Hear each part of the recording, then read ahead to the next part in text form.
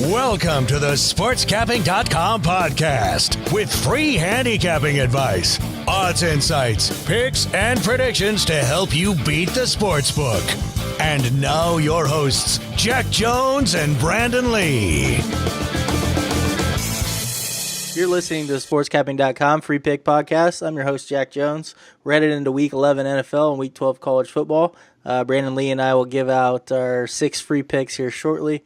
But let's recap last week first. We went 3-2-1, 3-0-1 on free picks, but 0-2 on our teasers. I went 2-1, hit Arkansas in college football and the Seahawks in the NFL. I lost my 10-point teaser on the Chargers, Packers, and Bucks. Brandon went 1-1-1. He hit Tennessee outright in college football, pushed on the Jaguars in the NFL, and lost his 6-point teaser on the Eagles and Patriots. So it's another winning week, and it improves us to 130, 72-8 over our last 37 football podcasts, 64% winners. We're 44, 18-2 this football season alone. That's 71% winners. Brandon, football season's flying by, man. Welcome back to the podcast. Hey, it's good to be back. And we got only maybe 2 more weeks of college. A lot of teams in next week with Thanksgiving. Then we're grinding out the end of the NFL and bowl season. So it feels like it was just week 1, and somehow, it's 10 weeks in, 10 plus weeks in. So just a crazy time of year, but a lot of fun. For sure. We say this every year, man. It just miraculously just flies on by.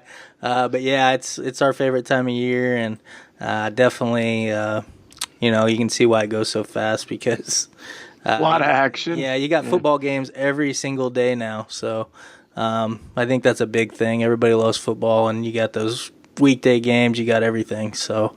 Right, and then not only you're handicapping all these football games during the week, you're getting ready for basketball, which starts, in October, and then NBA, and then college in November. So it's just a lot of work. So whenever you're working like that, time goes pretty quick. Yeah, you don't have much of a time to sit and take a breather these days.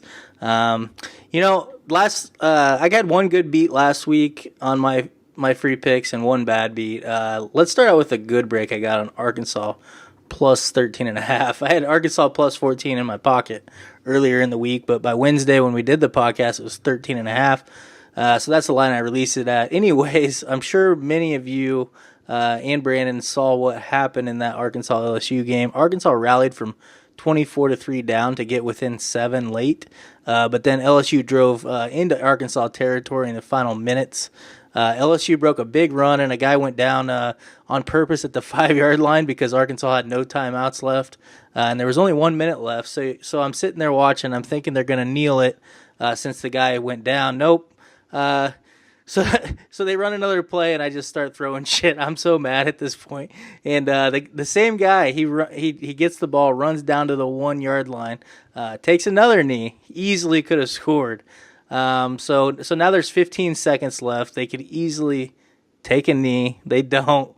They go for it again, snap it. The same guy runs right through the line, and you can tell he's trying to score, but Arkansas did stuff him just inches short, and the clock ran out. So LSU won by 7, plus 13.5 got there. So it was a difference between a win and a loss for most people because the line on game day was 13. So it's just one of those crazy results. What do you think about that, Brandon? It's kind of hard to explain what we saw at the end of that game. I ended up staying away from it, but I can only imagine the heart rates of people on both sides of that one. That in that last minute, they get the LSU people thinking, "Oh, holy, crap, we're going to score here to cover," and then Arkansas people like, "What the hell are you doing? Why go down the first time and then keep running plays?" It was something else to watch. Just stuff like that seems to happen, every season where it leaves you scratching your head, and lucky you're on the right side that time. If that game was earlier in the season, I don't think they would have tried to score, but looking back on it, I had some time to reflect on it. It was just like, and here Ed Orgeron's comments, I mean, they're like 7th in the playoff rankings, so they do need style points. Not like they're going to get in either way, but why would he do it the second time? Like, I get, okay, yeah, the first time the coach is like, "Hey, score." Yeah. If that's what they want. But then he does it again. I know. And the third time they try to, it just makes zero sense. Yeah, just the way it played out made no sense. But I get the style points for sure. Yep. I was celebrating when he went down the first time, and then I was just losing my mind, man. Oh, I could only imagine. But I did have a bad beat too, and it's one I can't really comprehend. My 10-point teaser had easy winners on the Chargers and Packers, both at pick'em lines, as they won by double digits over the Raiders and Dolphins easily. But I also had the Bucks +7 as my third leg of the teaser. I'm gonna let Brandon tell you how dirty the Bucks not covering 7 against the Redskins was. Yeah, I didn't have a premium pick on this, but I did have a little side action, so I was paying attention, and it's one of the more crazy box scores I think that you will ever see. The Bucks scored 3 points with over 500 yards and 29 first downs. They punted once in the entire game. It's the first time in NFL history that a team scored fewer than 13 points with at least 29 first downs. They went 0 for 5 in the red zone. Ryan Fitzpatrick threw for over 400 yards. I'd like to know the last time a quarterback threw for 400 yards and a team scored 3 points. And the Bucks moved into Redskins territory on all 5 of their first half possessions and scored just 3 points there. It's just one of the more mind-boggling things I've seen in an NFL game that I can ever remember, and I feel bad for those that had the Bucks in that one because they were the better team, but just maybe not. Maybe they deserve to lose when you just do that kind of crap. So if you haven't seen it yet, just go check it out and try and figure out how they scored 3 points. So. Yeah, and they lost by double digits. That's even more crazy. Yeah, it's unbelievable. I didn't have the Bucks -3, but I really like teasing them up to that +7 number, and just give me one touchdown, guys. Come on. But just 5 field goals. 5 field goals. Yeah, 5 field goals. You still have a chance, or at least you're going to cover the teaser line. You probably win the game too, but yeah, just don't turn the ball over inside the red zone. Yeah, you have the ball inside your opponent's 20-yard line 5 times and score 3 points, or don't even score. They didn't score on those possessions. 0 points on those. Yeah, that's it's absurd. Yep. How long was the field goal they kicked? I would have to look. Actually, I got it up here. Let me see. Because I believe it had to be. It had to be at least 42 then. Yeah, if it was 43. Yeah. So the only points they did have they didn't even make it into the red zone. It's just crazy. I just don't think you'll ever see anything like that again. So it was definitely worth talking about. And like I said, it's a wash. I shouldn't have won on Arkansas, and I should have won on the Bucks. So nothing to really complain about there. All right, let's get pretty good beat in the NFL too. I don't want to. I mean, the Seahawks scoring late, like I kind of said in the thing is, you need Russell Wilson. You might have to throw a touchdown in late, and he did for you. Well, I look at it 2 ways. I was like, the Seahawks are leading going into the fourth quarter. True. So they try this onside kick with 9 minutes left, down 2, and give Rams perfect field position. Rams get a field goal. Seahawks get it back on their own 10 after a penalty, and Russell Wilson fumbles. Gives them a free touchdown, basically, to go down 12. So, yeah, I was losing my mind in that game, too, because I felt like it was the right side, but then, I did need that backdoor. I needed a touchdown. I don't know. I think the Seahawks got it back with 5 minutes left or something, and they went down and scored a touchdown to cover that one. So, yeah, all of my picks were right in the balance this week. So, definitely I would say that was a good break for sure, given that they needed the touchdown at the end. But all right, let's get on to these free picks. We got 2 for Saturday college football, 2 for Sunday NFL, 2 bonus NFL teasers for you. Brandon, start us off with your college football free pick for Saturday. All right, I'm going to take the Colorado Buffaloes +7 at home against the Utah Utes. We cashed on Colorado a few weeks back against Washington as a dog, and I think this is another one where it's a good spot here for them. I just think this Utah team's getting a little too much respect on the road, just given the circumstances of what's going on there. They lost starting quarterback Tyler Huntley in a 38-20, a 38-20 loss at Arizona State 2 weeks ago. Then had their leading rusher Zach Moss suffer a season-ending injury, getting into bed. And Moss, he was a pretty good player. He'd already rushed for over 1,000 yards and 11 touchdowns with 3 games to play. So I believe they were able to overcome those injuries against Oregon for a couple of reasons. One, they were playing at home, and that's especially a lot easier on an inexperienced quarterback.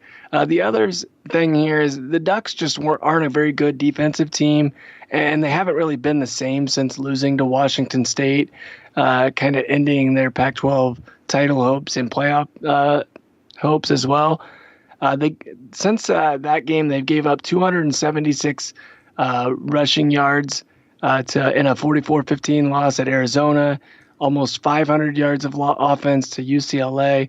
So the fact that, Utah was able to go and beat Oregon without their starting quarterback and leading rusher, I think it was just more of, where they were playing and who they were playing. For me, I think the public will be able to talk themselves into Utah here despite the injuries because Colorado has lost 5 straight, and they just beat a team that they think is good in Oregon because of their star quarterback in Justin Herbert. It looks like Colorado's coming off a pretty bad loss last week, 31-7 to Washington State, but they're only down 10 going into the fourth quarter. It's really hard to explain what the Cougars have been able to do this year, given all they lost, and Gardner Minshew just coming in and absolutely tearing it up. So it's not as bad as losses I think people think, and I feel pretty confident that they're going to be able to step up here at home where they need one more win to become bowl eligible, and something I think, it's a pretty big goal for this team considering they were 5-0. And, they don't want to be known for starting a season 5-0 and losing 7 straight to not be able to make it. This is their last home game of the season, so they're going to want to play hard here and send the seniors out in style. And I think we could see Colorado's offense break out a little bit here. Laviska Shenault finally returned after missing 3 games. He caught 10 passes for over 100 yards against Washington State.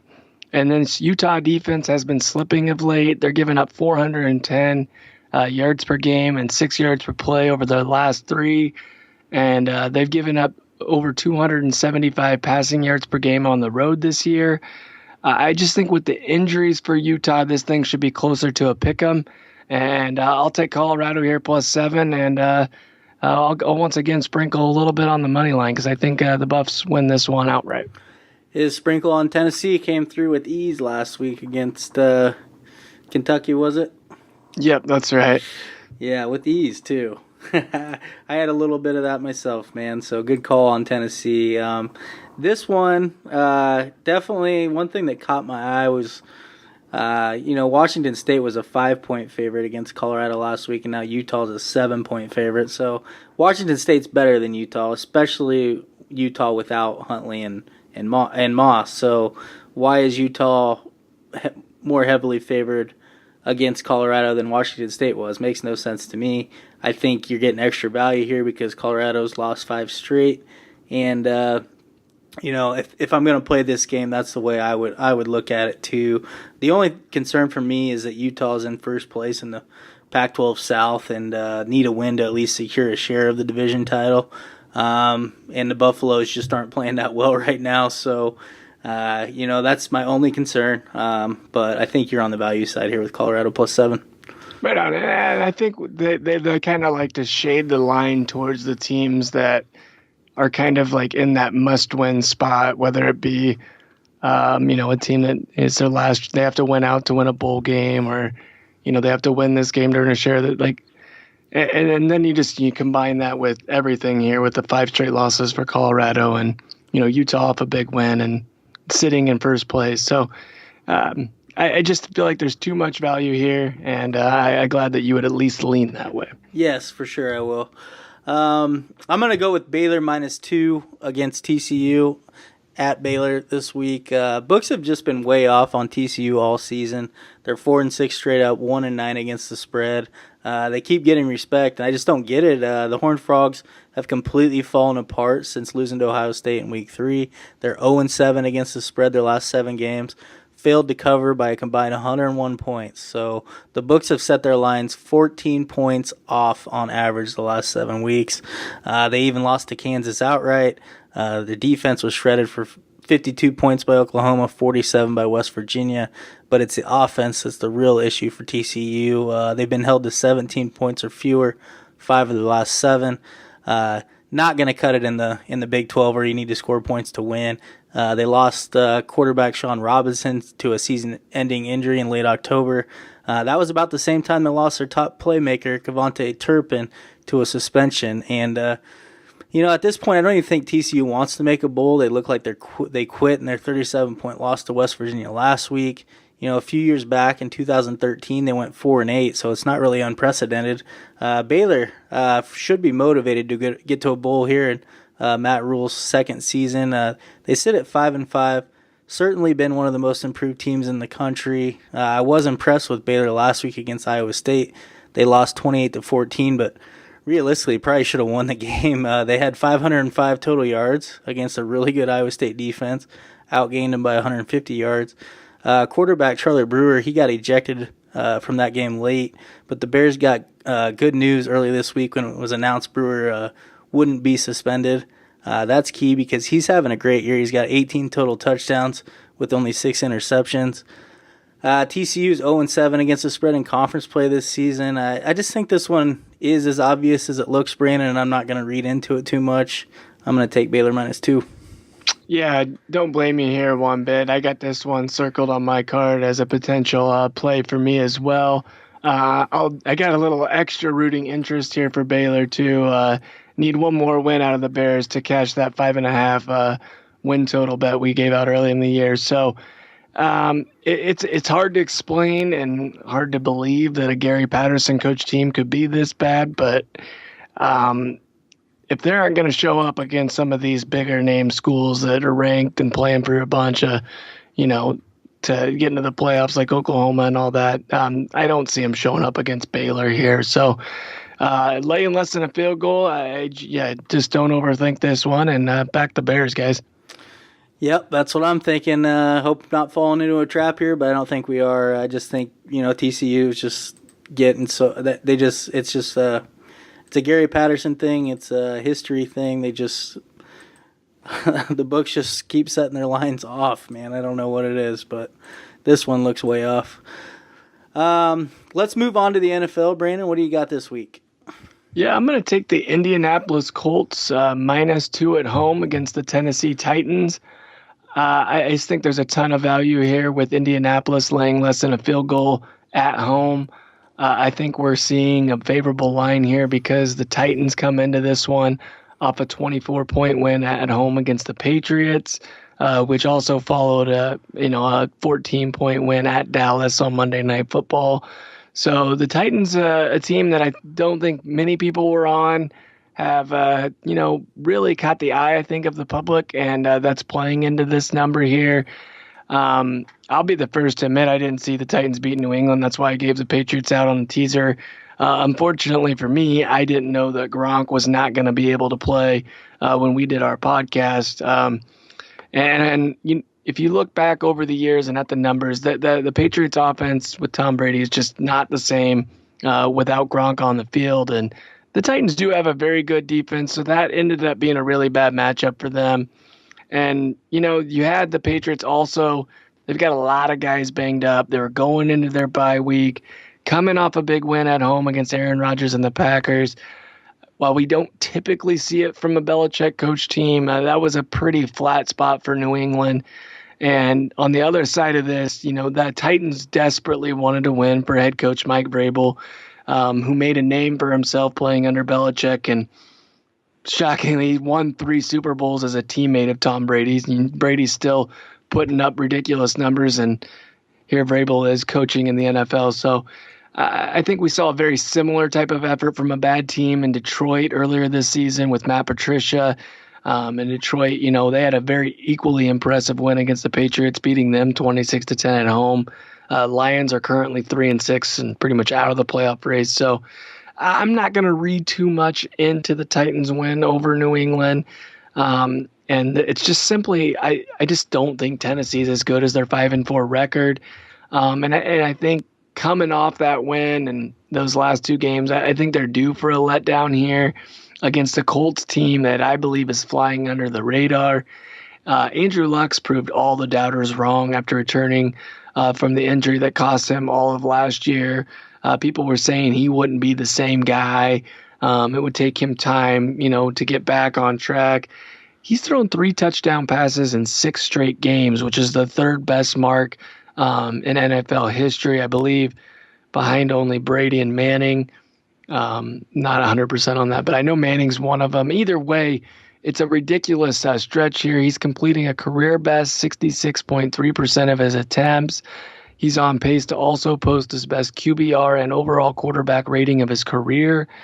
And there's another thing here with Luck and the Titans. He's never lost to Tennessee in his career.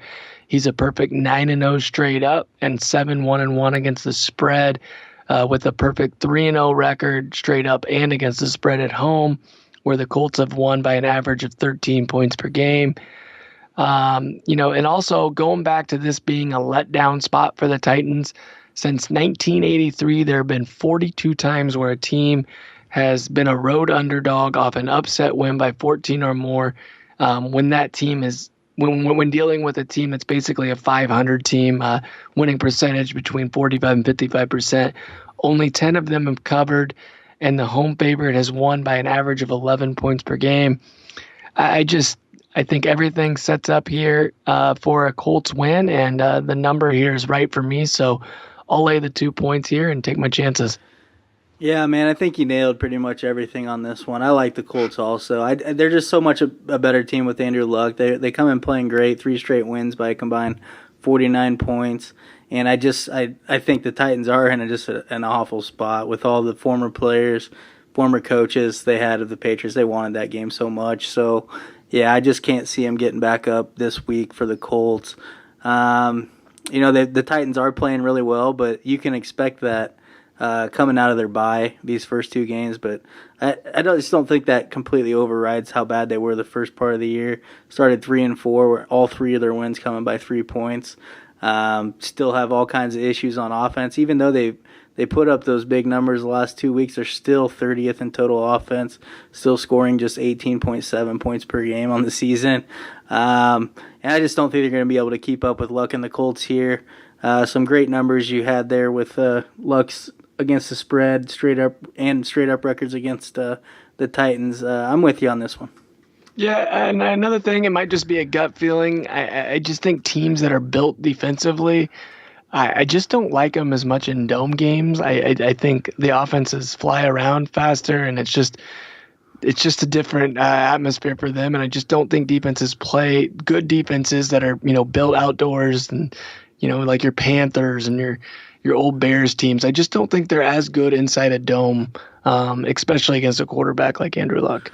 Couldn't agree more with that statement either. So, yep, 100% agreement. I'm going to go with the Panthers minus 3.5 at the Lions this week. The Panthers should be motivated for a win here. They were embarrassed on Thursday night by the Steelers on national TV. Now they've had 3 extra days to prepare for the Lions here. I definitely expect a big effort. They're still 6-3 on the season. They got everything in front of them, everything to play for. I was actually on the Lions +7 last week, and it was my only loser in the NFL. I watched the entire game against the Bears. I did not like what I saw. I thought they would come in playing with a sense of urgency with their season on the line. They did not. They fell to 3-6 on the season with that 12-point loss to the Bears. It was their 3rd straight loss by double digits. Now they trail the Bears by 3 games in the NFC North. 0 shot at making the playoffs. I should have kind of seen it coming when they traded away Golden Tate. He was Stafford's security blanket.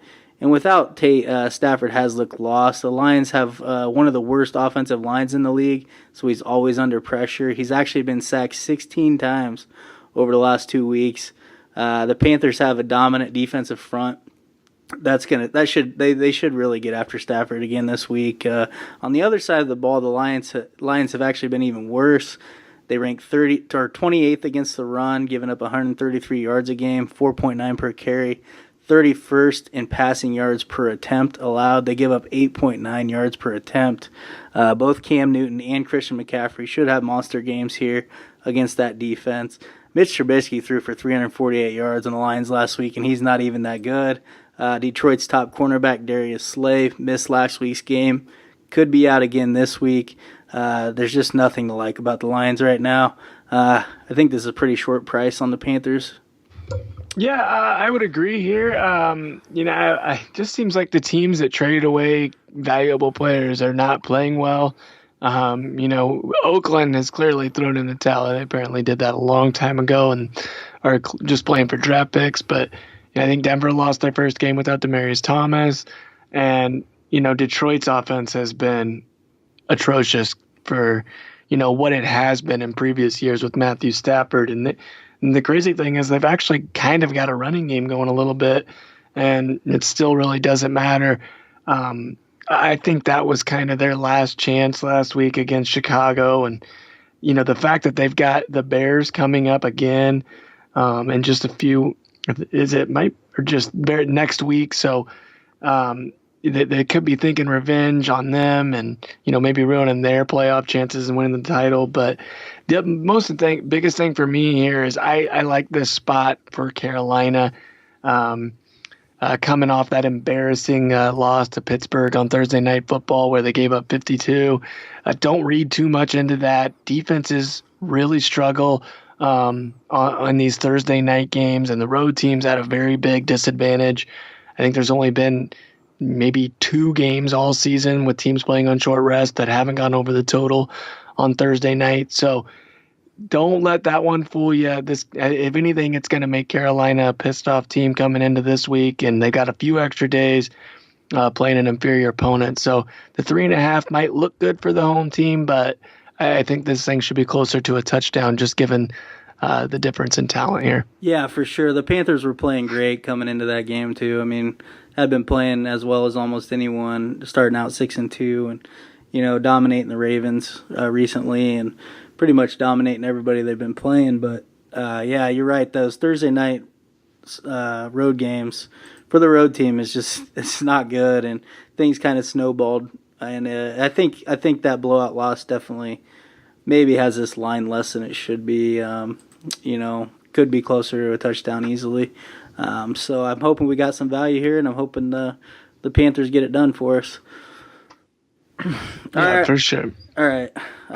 Let's give the listeners some NFL teasers. We went 0-2 last week on these. So, what's your favorite teaser this week? Yeah, well, I mean, we've had a lot of good weeks with teasers. So, I mean, while we did go 0-2, I'd love to. We should look up our record on these because they have to be pretty good. Yeah, that's my fault. I should know it. If I had to guess, I would say we haven't lost more than 5 all season, which. I mean, that's got to be our first. I don't even know. It's definitely our it has to be like going back to like last season, if that. I mean, maybe even 2 years ago. We were 0-2 on teasers. Yeah. So I will look it up for next podcast for sure. We'll definitely do our best to get back on track, and I'll do my best here with a 3-team 10-pointer. I'm going to take the Chiefs from plus 3.5 on Monday Night Football at the Rams up to plus 13.5. I think that's a game where the last team that has the ball last probably wins. I don't see either side really winning by double digits. So the other one, we're going to take the Titans from minus 2.5 at Washington to plus 7.5. I think a lot of the same things that were wrong with the Redskins and that fluke win against the Bucs are going to be even more of a problem here against a red-hot Houston team. And then lastly, we're going to take the Vikings from a plus 2.5 at Chicago up to plus 8.5. That's another game where I think it's going to be a low-scoring defensive game where I don't see either team winning by a touchdown. Yeah, I don't have much more to add. I don't see any of those teams losing by more than a touchdown, so it looks like a winner to me. I'm going to go with a 6-point teaser this week on the Saints -1.5 and the Chargers -1. Saints host the struggling Eagles and just can't be stopped right now. The Chargers host the Broncos. Should be able to win as well. Saints have won 8 in a row coming in. Chargers have won 6 straight, both playing as well as anyone right now. So just a couple of home teams that just basically got to win the game. Yeah, no disagreement for me on those. All right, Brandon. Let the listeners know how your premium picks are doing and where they can find you to sign up for a premium package. Yeah, things still going well over here. I believe I went not a great week in the NFL. I think I ended up 2-2-1. One of my first losing weeks or non-winning weeks in quite a while. Still number 3 overall NFL 2018, number 1 winning percentage for the season, 38-17 record, 69%. Also doing pretty well here in college of late. Went 4-1 last Saturday. Now 67%, 7% over my last 5 Saturday college football cards. Now is also a great time for college basketball. I've got 2 top 5 finishes in the last 4 years on the college hardwood. And in the months of November and December, over my last 160 picks, I've got 104 and 56, 65%. So early season college basketball, I tend to do pretty well, and still a lot of football winners coming your way. So if you want to find me and get signed up, you can do that at www.sportscapping.com/Brandon-Lee.html. Yeah, man. If my bad weeks are 500 in the NFL, I would sign up for that. So everything else going well and still having a huge season. Definitely you are on the NFL. That's great, man. I went 8-0-1 Saturday in college football. Now 45-18-9. 45-18 the last 9 Saturdays in college football. I also went 4-1 in the NFL last week, ranked number 4 in football this season, which is NFL and college football combined. 93-62 on the season, 60% winners. I actually had to get my premium picks out early this week because I'm leaving for a golf trip in Arizona on Thursday. So I already have 5 NFL and 11 college football picks posted from Thursday through Monday. That includes my 25-star college football game of the year. I'm 7-0 on 25-star plays in college football this season. Best bet is to get a 7-day pass for 180, win all weekend, win over the next 7 days. You can find me at sportscapping.com or betfirm.com. Hit me up on Twitter at betfirmsjack. Subscribe to us on iTunes. Please feel free to leave a review. That's going to do it for this week's episode. Make sure to come back next week for our Week 12 NFL and Week 13 college football free picks.